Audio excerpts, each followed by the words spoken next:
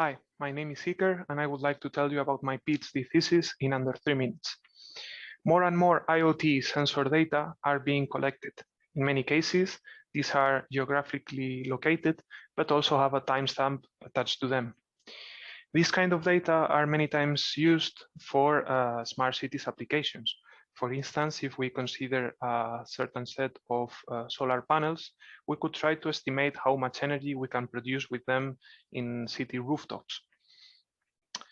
One possible way to work with this data is to try to predict their future values based on the historical ones.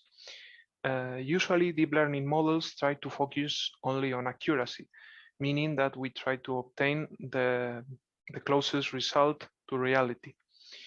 What we work on is on features that we call non-functional, and I would like to explain you with an example rather than giving a formal definition. In the image, you can see the city of Chicago and different bike stations and taxi zones where people are taking or making use of different mobility things. So, for instance, a deep learning model that is flexible would be able to include or remove blue and red dots. So, meaning that we can include and remove bike stations and taxi zones without the need of changing the model. Robustness refers to the fact that many times sensors are going to stop sending data due to, for instance, power cut. In that case, we can try to interpolate the missing information and try to continue producing reliable predictions.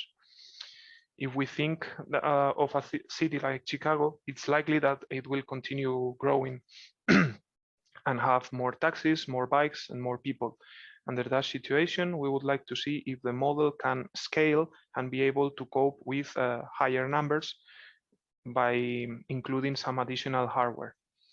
Portability refers to the fact that we may try to move the model of Chicago to the city of New York and see if we can still work with that.